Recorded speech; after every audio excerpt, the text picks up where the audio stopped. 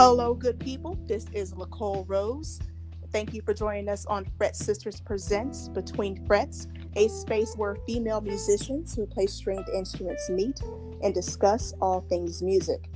I am so stoked about today's guest on our podcast. We have Jackie Venson on our podcast today. How you doing? Hey. She is an Austin, Texas native, a singer, songwriter, and all-around just dope guitarist. I remember hearing a song called Rolling On a couple of years ago, and I was just determined to find out who was linked to that amazing tone. And of course, it led me to you, and I've been a supporter ever since. Nice. Yeah, definitely. So how are you doing today, first of all? Doing really good. I just got done running some errands. I had to do some deposits and drop off some rentals. I had rented some equipment, and so I've just been driving around town, but now I'm done. So tomorrow I gotta go return some stuff to the Amazon store. Oh, but wow. That's tomorrow.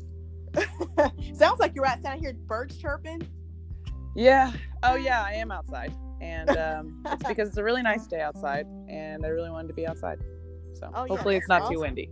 Oh no, it's great. It's great. Good ambiance. So we're just gonna sweet ambiance. Nailed it. So we're just gonna start at the very beginning. And what is your earliest memory of music? And did you grow up in a musical family? Yeah, my earliest memory of music is, I'm going to take a wild guess, and it's actually not that wild. It's probably just seeing my dad play with his band. Oh wow, did he play guitar as well? No, he played bass, and he sang, and he led a band called Blue Mist.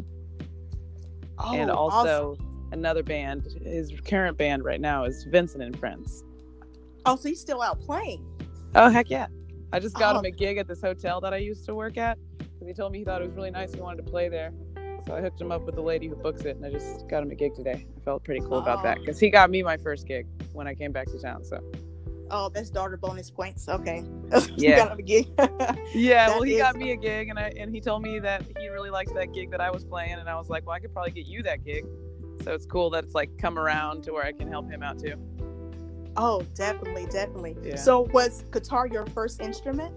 No, I started playing the piano at age 8. 8? Wow. Yeah. Well, okay. So did you just start tinkling around the keys, or was your dad or mother that pushed that on you at all, or? Well, my mom signed me up for it, and she told me it was like, no pressure, just try it for 6 months, and if I hated it, I could quit. And so I tried it for 6 months, and then I hated it, and I quit. And then I met another teacher who was just a better teacher than the first teacher I had, and I stuck with him for like 12 years. I picked it back up like maybe a year after that 6 months, and I picked it up again, and he was my only private lesson teacher for the next 12 years. Oh, wow. That is awesome. So what made you pick up guitar from piano after all that time?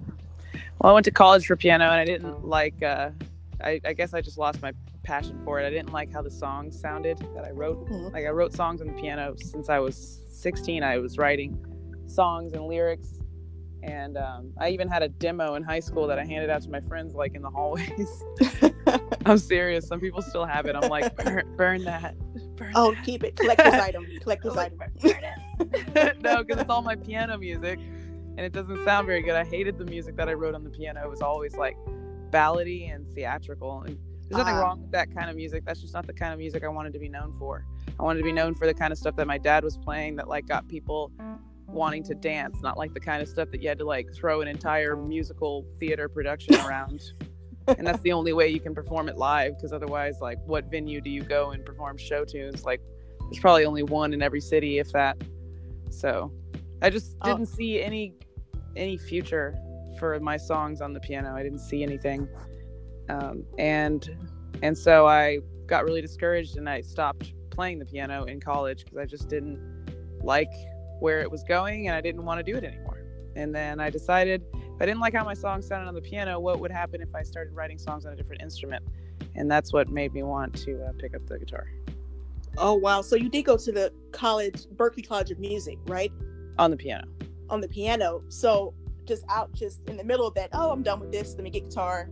Yeah, pretty much. I mean, I wish it was that cheerful. It was kind of depressing. I used to love the piano. I was absolutely obsessed with it, the same way I'm obsessed with the guitar. And it was the only thing I thought about and the only thing I wanted to do for most of my childhood and most of my life. At this point, actually, most of my life, because I didn't stop playing until I was like 20. So for like 2/3 of my life, all I wanted to do was play the piano.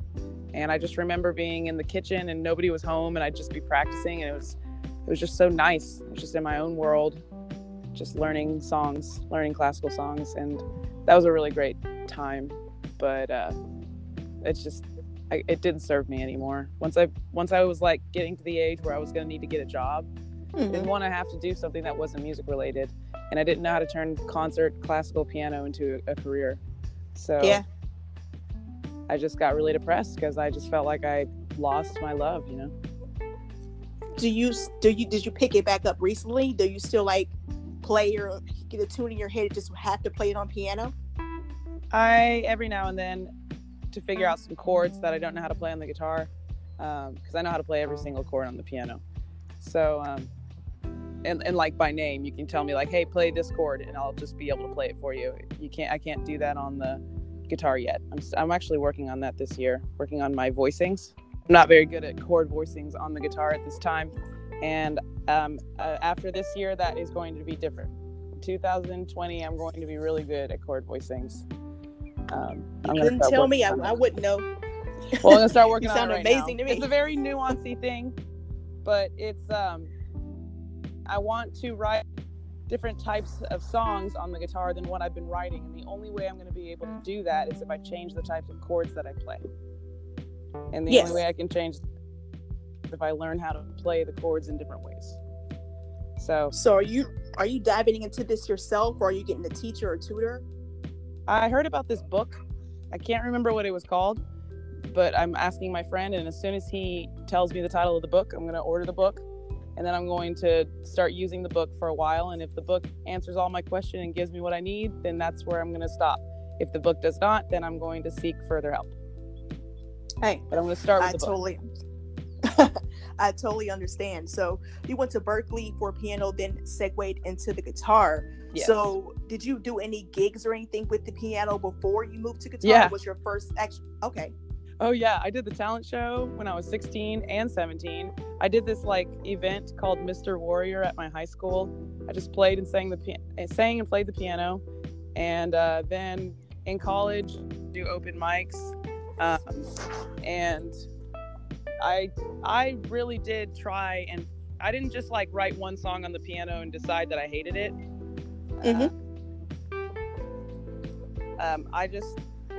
I wrote several songs on the piano, and I gave them to people, and people would listen to them, and I would ask them what they thought, and they just weren't really into it. They were never.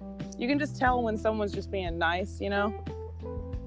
Yes. I just it wasn't the stuff that people my age like to listen to. I didn't like that, and I just knew after like the 10th song that I tried to write and sing on the piano, I just knew that wasn't the sound I wanted. I wanted like something really like electric, like lightning in a bottle. Yes. Like I wanted something like intense that makes you like some music isn't meant to do that, and that's the purpose of that music. That kind of music is supposed to like calm you or maybe make you reflect or something like that. And that was kind of like the music I was writing on the piano, and I didn't want that kind of music, even though that kind of music has a place and a purpose. I didn't want it. I wanted something that people would like dance to, and that I would dance to, and we could all like jump to, and everybody would like sing along. Like I wanted to write like party music, but not dance club music. I wanted to do rock, you know? Oh wow. And it's like, how can you do rock on the piano? You can do it on a synthesizer. I don't know how you could do it on a piano. So, influences did you have? Buddy Guy. Oh, nice. Oh yeah. Buddy Guy for blues, but Jeff Beck for everything else. Jeff Beck's unbelievable. I just recently got into Jeff Beck, actually. he's unreal. Seriously, yeah. He's really good. And then also Eric Gales. Eric Gales is. He's not from this earth. Yeah, he's like the best guitar player in the world, probably. You know, when they asked Eric Clapton, "Hey, Eric, how's it feel to be the best guitar player in the world?" And he said, "I don't know, ask Prince." Yes. See, if somebody asked me that question, I'd say, "I don't know, ask Eric Gales." For sure. Oh my That's what goodness. I would say. Yeah, there's no denying that. That can't be denied. Sorry, it's my dog. Oh, that's fine. That is not a problem. He's having a good day, and whenever he's having a good day, he gets very vocal about it, and he lets out this squeaky bark.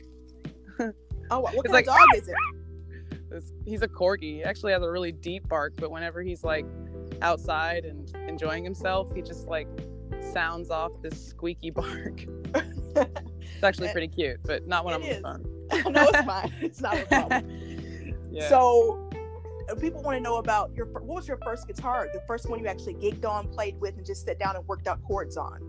Oh man, Fender Strat. I've been a Fender Strat chick forever, and Fender Strat is pretty much the only guitar I like to hold.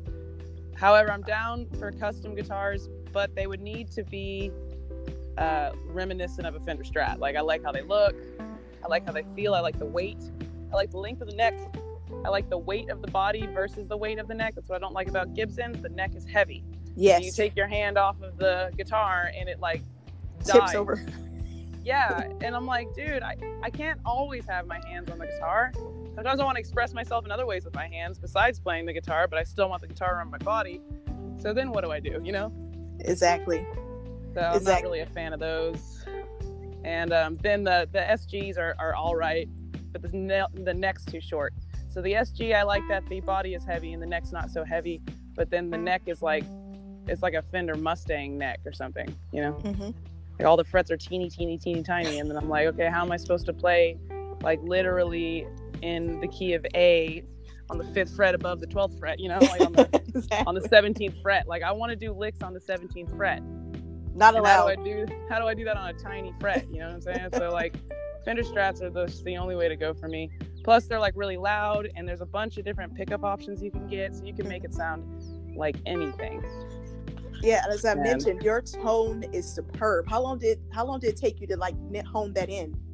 Oh man, a lot of it is that specific Strat that I play, but a lot of it is also I changed my hand position about 3 years into playing the guitar. It took me a year to undo the position my hand was in and redo it as this new hand position, and it's closer to a jazz hand position. Mm-hmm. And so I'm able to bend the notes and do a vibrato in a very specific way, and I think that has a lot to do with it as well. Oh, definitely. So could you tell the people and tell us a little bit about your writing process? What comes first, the lyrics, the music, or is it interchangeable? Most, like 75% of the time, it's usually like either a beat or a chord progression or both. Like I come up with a beat, and then as soon as I come up with a beat, some kind of chords start ringing out in my head, and then I come out with chords, and then I loop that or sample it and just let it run, and then I'll just play solos over it until a melody jumps out. Oh, wow. Okay. So what was the first song that you remember writing? Did you release that song on guitar? I wrote this song called Oh Nana. That was the first song I ever wrote on the guitar. And it was on my very first EP, but I took that EP down because I rewrote a lot of that music and re-recorded it. So only like 5 people have heard it. Yes, I am going to re-release it. Some of the songs are coming back out on the album coming up. I like completely rewrote them, just like maybe kept a chorus but changed everything else, and they're just better now because I'm better now. I'm a better player also than I was, you know, like literally 6 years ago. Like 6 years ago, I was still composing my guitar solos because I didn't have the scales under my fingers well enough to be able to come up with stuff on the spot. Oh, so awesome. So I took all those recordings down because it's just not who I am anymore. Okay. And so you don't want to be represented like that anymore. Yeah, and also those songs have a bigger potential. You know, back in those days, all of my songs were the same form: verse, chorus, solo, chorus, out. Literally all the songs on the CD were that exact form. There always was a guitar solo. And, you know, the older I've gotten, I'm like, you know, not every song is served by a guitar solo. You know what I mean? Like, it doesn't always serve the song to put a guitar solo in there. And it doesn't always serve the song to have a really long guitar solo in there either.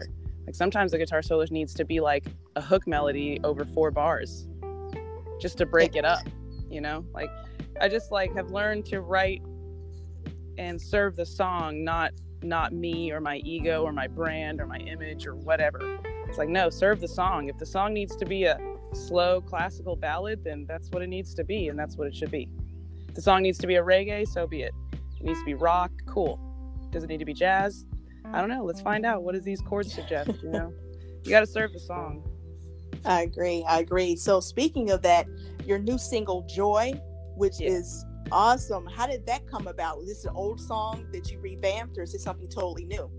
It's chords from an old song, but then everything else is totally new. So I took the chords from one of my first songs I ever wrote when I was 16, and I used that chord progression, but I put a different melody and lyrics and beat to it. Oh, so. Awesome. So I could still theoretically use that old song that I drew from, but I don't think there's anything to use in the old song except for the chords. I went back and I listened to it, and the melody's not very strong, and the lyrics aren't either, and the meter's kind of weird, something to latch onto. So I don't really even think that song is useful to me, so I just scrapped it for parts. That makes sense. Take from old, bring it up to date, make it new. It's always a good thing. Like say you had a car that you really loved dearly, but you had to get a new car. Maybe you took the stick shift cover off and put the stick shift cover on the new car, so you had a little piece of the old car with the new car, Yeah, sentimental makes it more valuable to you that way, at least. That's kind of like what I did with this song. I just took one little piece of it and I turned it into something else. Okay, so you have a new album coming out. It's called Joy as well, correct? Yes, that's the title. The title track is the album name. Yeah. Okay, that's coming out next Friday, April 5th. Yes. Yep. So did you write all of the music? Did you have any collaborations or anything? I did work with producers on this one. I wrote all the music, but I did work with a couple of four different producers. Depends on the track, because some of the tracks were originally singles. So I didn't work with just one producer on this one because I went in with a few singles already recorded. But yeah, I worked with some producers, and they took the songs to another level. I came in with the song, the lyrics, the chords, and some ideas, and then they kind of like turned it into what it is. So my last projects were completely produced by me. These ones are co-produced, and I think that was a good call, because it's like two heads are better than one.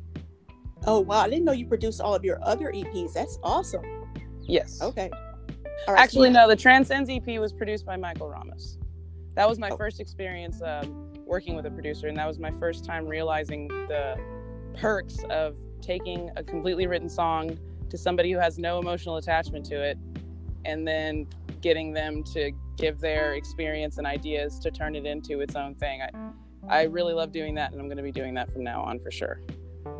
Okay. Is there a song on this new album coming out, Joy, that you cannot wait to perform? Do you know it's going to get the crowd hype and get it into the experience with you? Yeah, probably. There's a few, but probably Next Life. Next Life above all of them, but there's a few. Some people really like Witchcraft, so there's that one.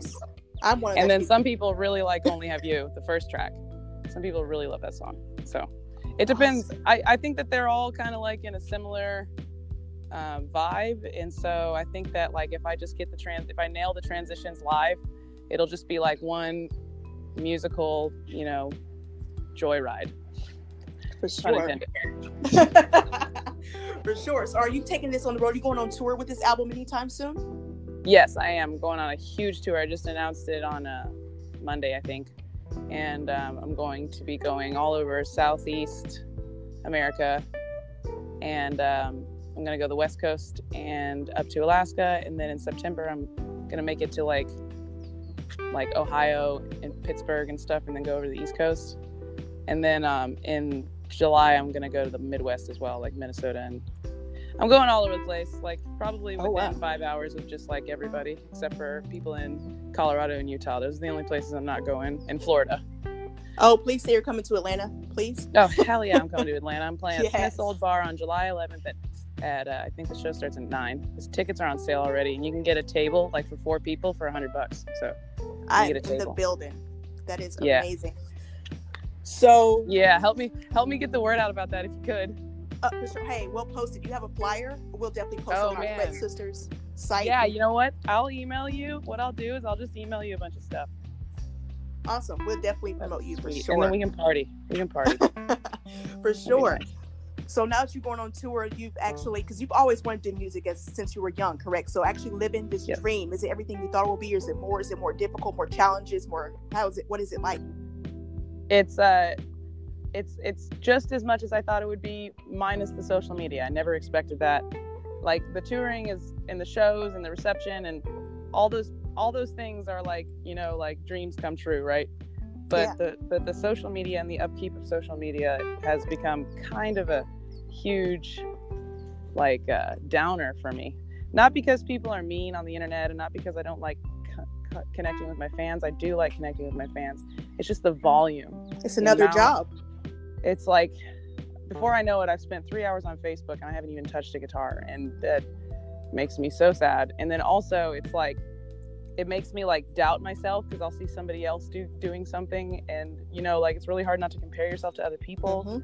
And like, it's just become kind of a source of depression for me. So I'm gonna have to hire somebody to do it for me, or else I'm just not gonna be able to do it, you know what I mean? I'm gonna think. Yeah, I understand. So I that's took the a only break. thing that's the only thing I didn't see coming when I was younger.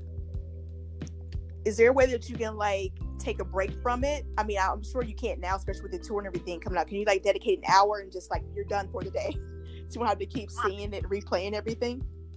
No, because if I spend 1 hour on it, I'm gonna end up floating to it. So, like, that means I have to have it on my phone, and if it's on my phone, you know, then I'm just always on it without even wanting to be, because my thumb like literally automatically just presses.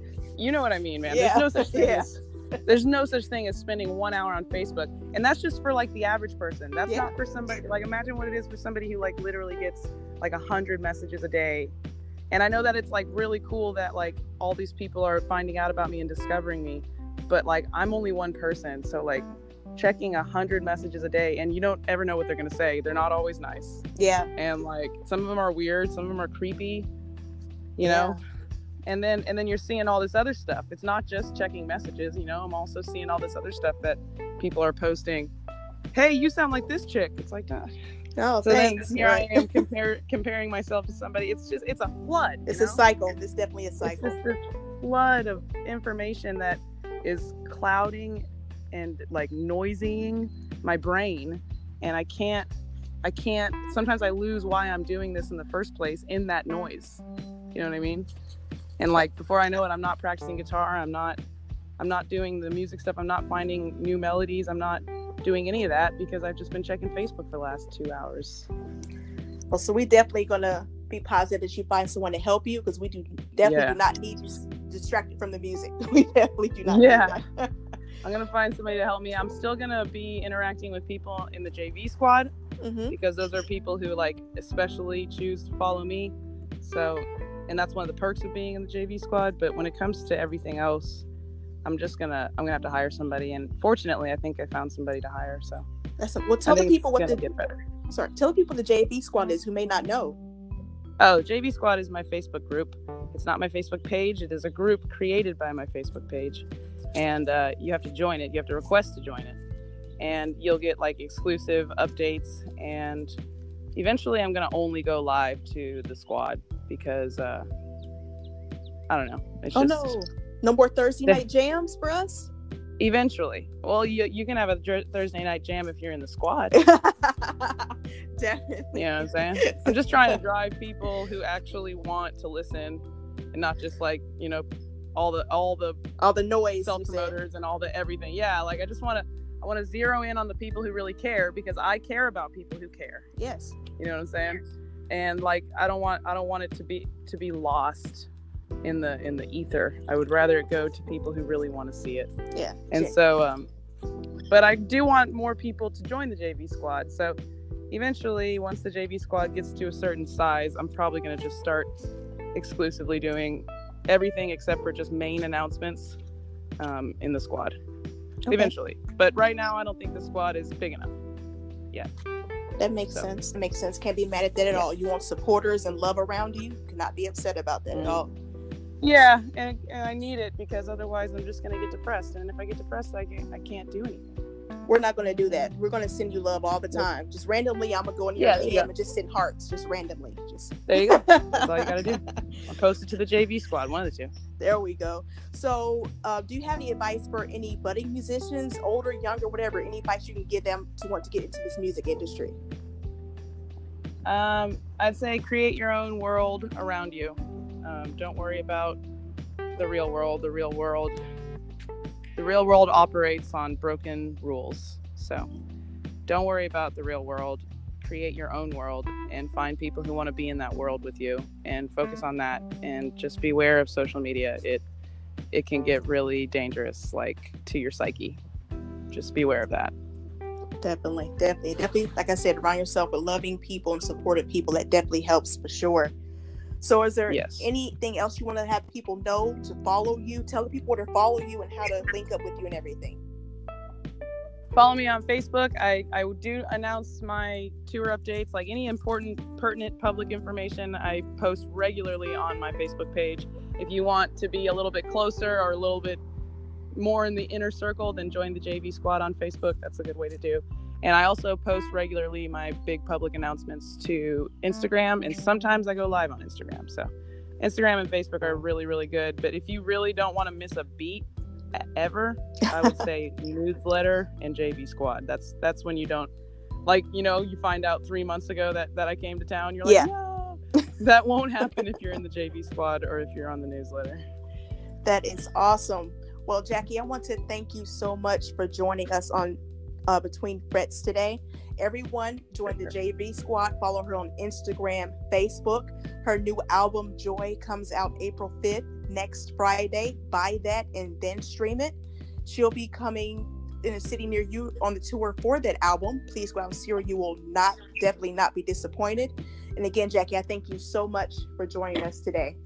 Okay. Thanks so much for having me. It's been a really great time. Thank you. And this is Nicole Rose with the Fret Sisters. And until next time, good people. Later.